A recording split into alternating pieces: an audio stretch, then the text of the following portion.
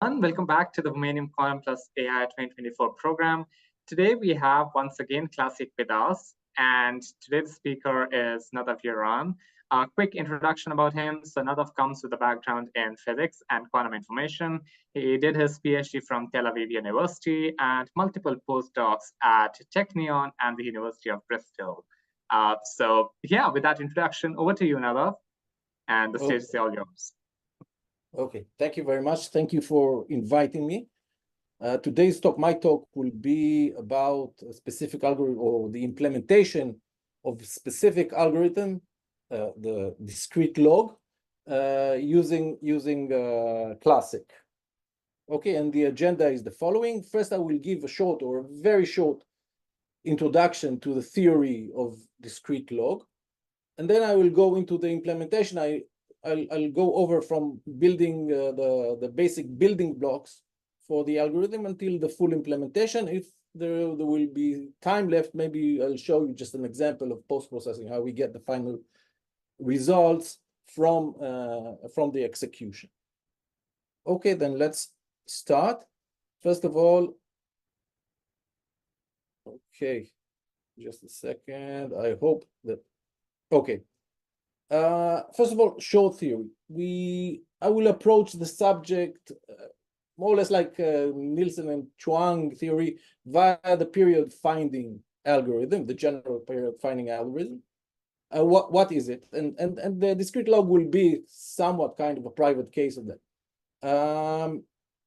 We have a periodic function, f of x, where f of x plus r equals fx, and we have a unitary black box u, which implements this function, meaning it takes u to register x, one with x and one other with 0, into x f of x.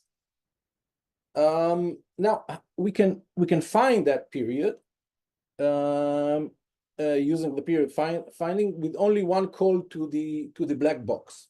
How do we do that? Well, first of all, we start from two register in the 0 state. We then apply a Hadamard transform, as in many algorithms, to the first register, where we have a superposition of all possible states. And then we apply the black box. Now I will not go very deep into that, but using that identity, we can turn the state. We can rewrite this state in this using this expression.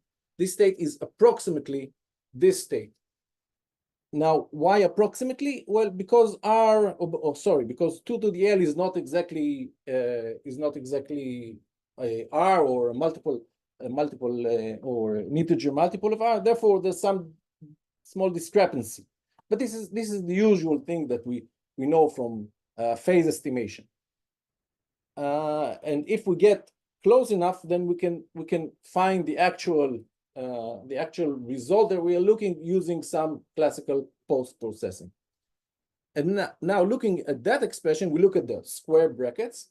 This is something familiar. We know it from phase estimation, for instance. This is a sum over phases, and we know that if we apply the inverse Fourier transform to this expression, what we get in the top register is simply the phase, the L over R, or more accurately, something which is close to L over R.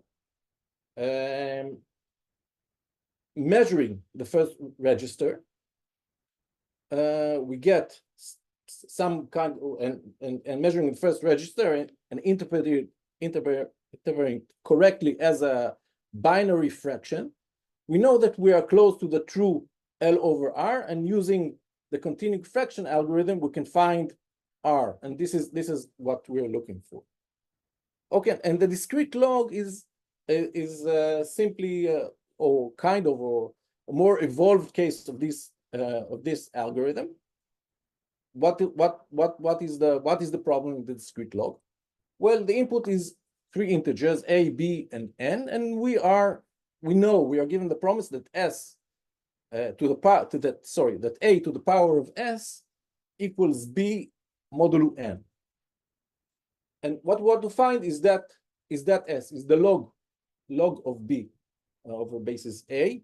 And we further assume that we know R, the order of A modulo N. That is, we know R such that A to the power of R equals 1. How can we know it? We can simply implement Shor's algorithm to A and N and find the order. Okay, and now if we take a look at the function f of x1 and x2, which equals to b times d to the power of x1 and a to the power of x2, which equals to a to the power of s times x1 plus x2, we see it's a periodic function when the period is a tuple. It's not a single number, it's a tuple, because for each x1 and x2, if we add L to x1 and subtract minus S of L from x2, we get to the same result. Therefore, what we do is we apply the period finding algorithm to this function. Okay, so how does the algorithm work all in all? First of all, we'll start with 3 registers, all in the 0 state. And the first two each of them has the same number of bits as R that we found earlier. And we apply 2 Hadamard transforms to the first 2 registers, and then apply F. And F is registers in the 3rd register. So this is it. We go to the superpositions of everything in the first 2 registers, and then apply F. Now, I won't go through the math, but eventually this can be written, or will be approximately, this is approximately this term, this expression in here.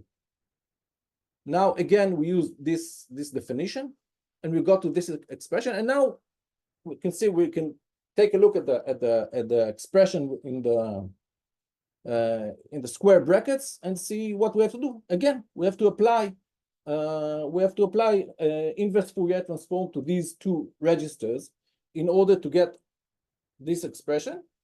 And what we have is some fractions which are close to L2 over R and SL2 over R. And if we take care of engineer our algorithm so it would be close enough, we can find the true L over R. We can find, first of all, we know R. We can find L2, and we can, with post-processing, eventually we can find the log S, which is what we're after. So this is a short description. Let's see how do we implement it with Classiq. Well, first of all, we've seen that actually all that we need is the same building blocks of the Shor algorithm, namely modular exponentiation. We need Hadamards, of course, which is simple. We need the inverse QFTs, but the main thing, of course, is the modular exponentiation. Only here we apply it twice. Now, when we implemented modular exponentiation, we implemented this specific implementation, this specific version of modular exponentiation in Shor, which is due to Beauregard. And this is the most economic version of Shor's algorithm in terms of the widths, in terms of the number of qubits. All in all, it needs only 2n plus 3 qubits. Well, how do we get to such a reduction in qubits, such a low number? Well, the thing is that 2 sources for it. First of all, it used QFT, used adders using the QFT method due to Draper, the famous paper of Draper. Therefore, it need not devote quantum register for the constant numbers now, for the classical numbers, and the number we want to factor, and A, which plays a part in it, the A which is part of the algorithm. And the second source of this reduction is that Beauregard did not implement the regular Shor circuit as you see in this drawing, it implemented first of all, the final step of the modular exponentiation here, and the QFT on a single qubit, which required 2n preparations or measurements and 2n preparations of new preparation on a single qubit. We did not follow that, so our implementation is actually what's in the figure, and therefore we need 4n plus 2 qubits. Okay, but we, as for the rest of the algorithm, we follow Beauregard's paper. Okay, first of all, first building block, addition in the Fourier space. Well, in the Fourier space, as Draper showed, addition is simply single qubit phase gates. You need to calculate. We want to add a constant, some A, classical number, to a quantum register B, which carries the number B, as in the drawing. We simply need to calculate the phases, and the calculation is done according to this equation here. Okay, where the AJs are the bits of the number we want to add. So this is very simple to implement, and having that kind of notice also that this adder is very easy to invert. You simply put the minus phases. Okay, once we have that, we can now construct the modular adder. And again, this is taken from Beauregard's paper. And this is how it goes. First of all, our assumption is that we want to add a constant A to a quantum register B, which carries the number B. Now, A and B must be smaller than n, the modular number.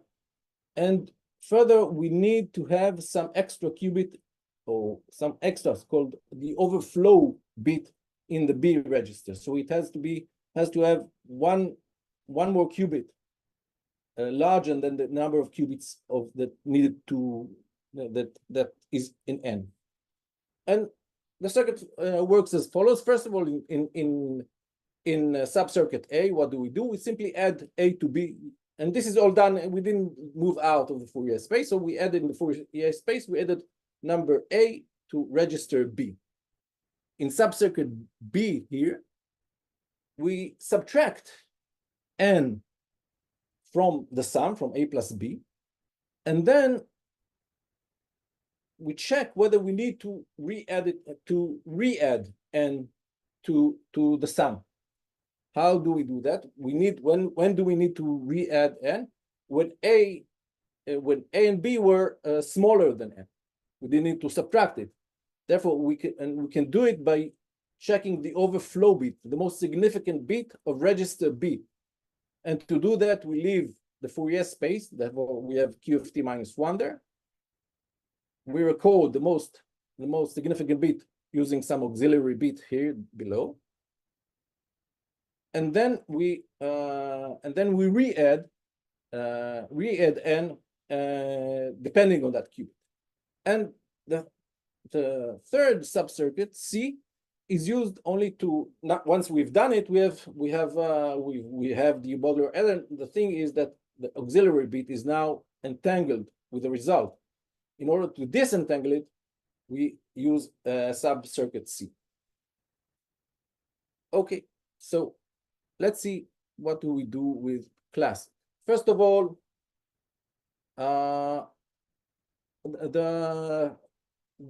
addition mode in the Fourier space.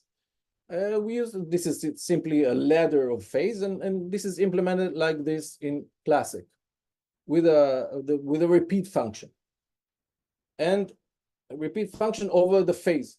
Now, in order to implement it, we built there's a backend function QFT const adder phase, which calculates this logic.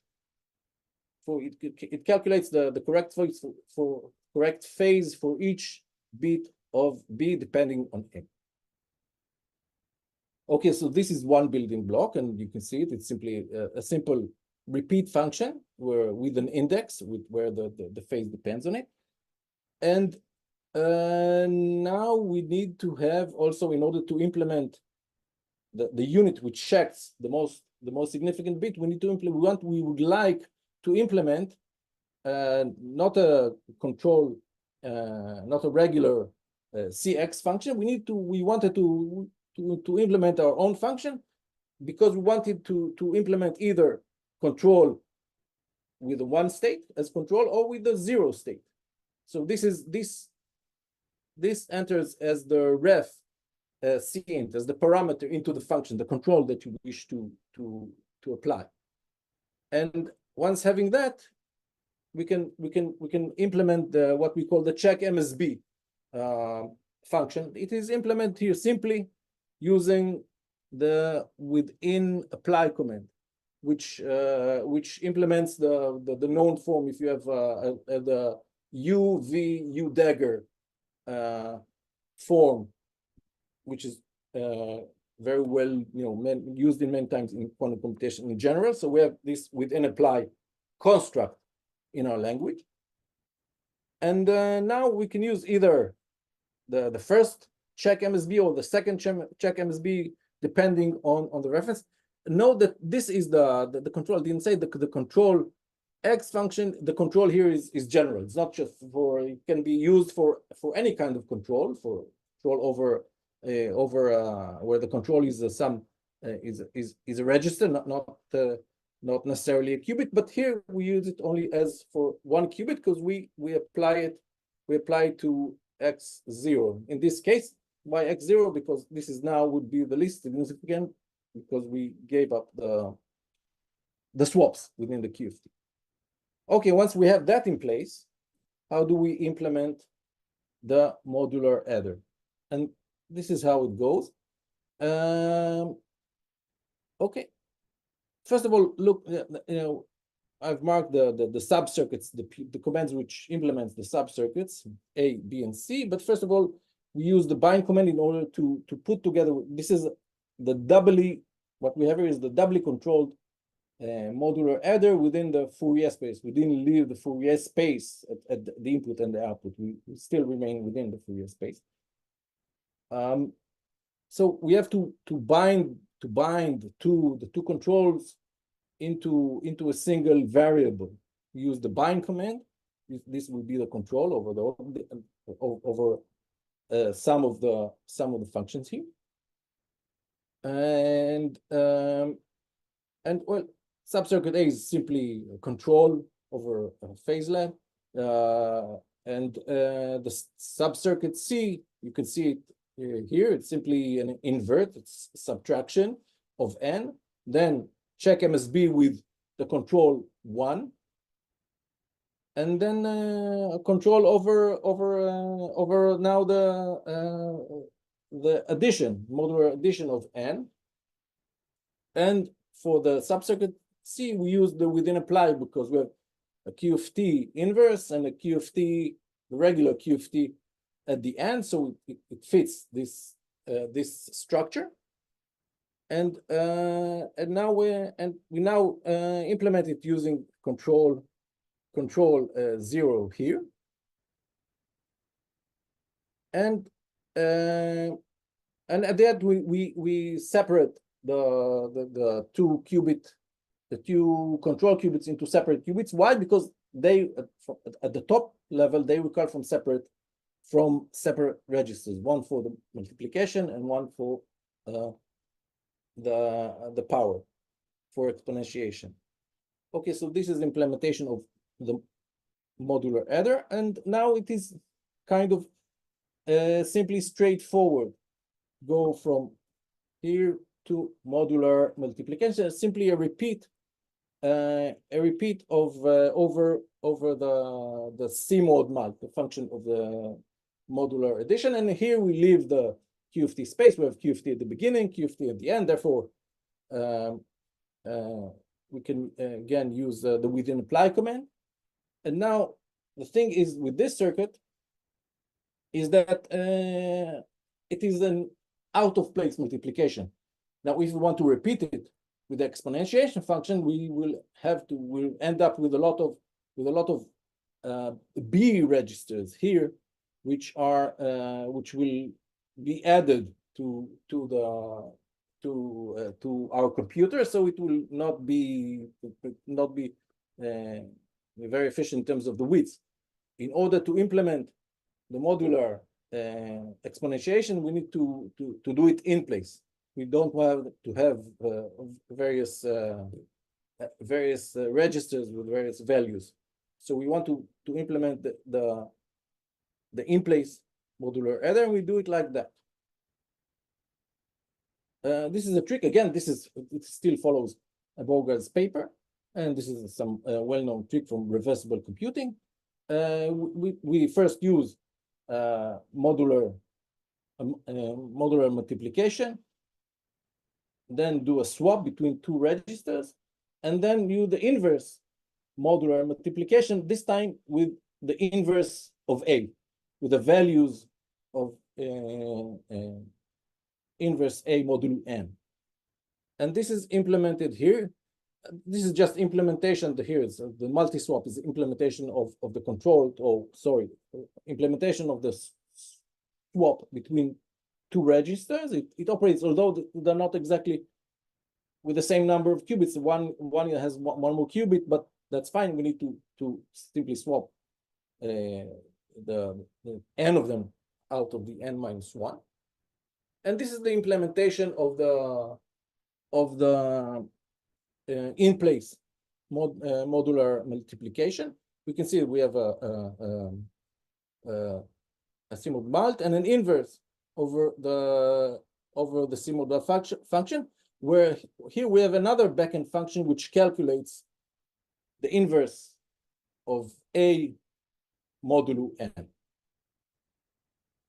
Okay, and now again, this is pretty much straightforward now to use it in modular exponentiation. We simply have to repeat modular multiplications the number of times, which depend on the upper register here.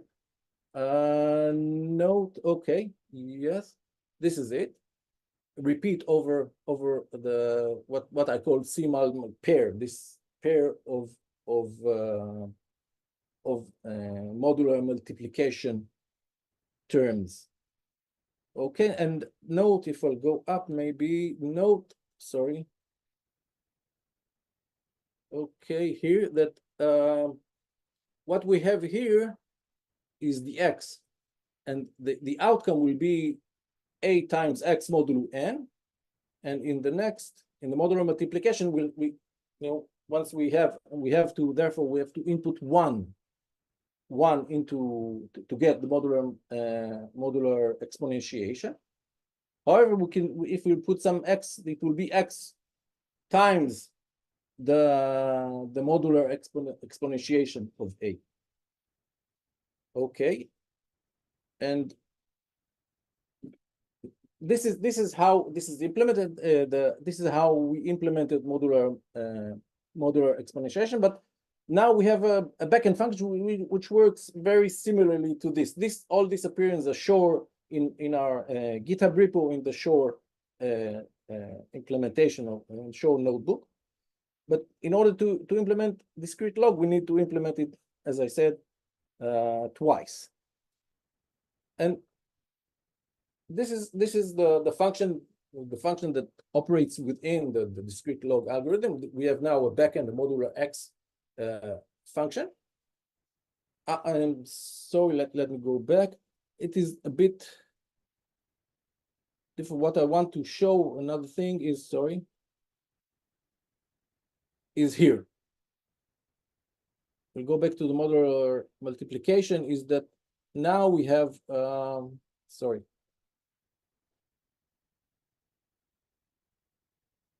We have, I want to say something about this command at the end, the freebie. What does that mean? It means that when we know we have some at the end of some function or at the end of some subcircuit, we know that we have the value that the register carries the value 0. We can free it. We can tell the engine, the synthesis engine, look, this register is now with the zero state. It is not entangled to anything, and you can reuse it. You can use it to do whatever you want. This is the command here. Okay, we went over this. Okay. So in the implementation of the full discrete log algorithm, we look at that function, this discrete log oracle. We prepare the number one, and then at the function result, this is the working qubits, and then we apply modular exponentiation twice. So we have 1 times b to the x1, and then apply modular exponentiation again with the register now function result, but now with a generator. So eventually it implements b to the power x1 times a to the power x2, and this is actually what we need. And all in all, the algorithm looks like that: 2 Hadamard transforms on x1 and x2, discrete log oracle, which implements the 2 times of the modular exponentiation, and 2 separate QFT, inverse QFT transforms. We have the invert here to apply the invert QFT transform, and basically this is it. Maybe I'll show the let me. Okay, this is what we have as a circuit, and we see the structure of the circuit. This is our IDE tool. We have 2 Hadamard transforms on the 2 registers. We have in place to prepare the number one, and we have 2 modular exponentiation functions, and followed by two QFT inverse QFT circuits. We can open one, and these registers are the target here, and the target here are the circuits that we want to measure at the end. Okay, maybe we can open one and see. Open it comprises from various in place modular multiplications, and again, if we go inside, we'll see it implements. This is the modular multiplication. This is the out of place modular multiplication, the swap again, and the modular multiplication now inverse. And if we open it, we'll go all the way down to the modular adder, and so on. Each modular adder again has the same form that we constructed earlier. Okay. What do we do with the results? Here we implemented the modular the discrete log, where the modular number is 13, A is 7, the generator, and X is 3. Now we got, of course, much more results than this, but we can take a look at, for instance, this result. We got X2 equals 7 and X1 equals 5. Now we interpret it as a binary fraction. This is 7 over 16. This is 5 over 16. But we know the order of 7 modulo 13 is 12. And so we look for the fractions which are closest to this with the denominator 12. And now once we have this fraction, we know that L2 is 5, and SL2 is 4. S times L2 modulo 12 is 4. We can calculate the inverse of 5 modulo 12. It's 2, and we get the correct result. S equals 2 times 4 equals 8, and this is indeed it. Okay, that's it. Thank you very much.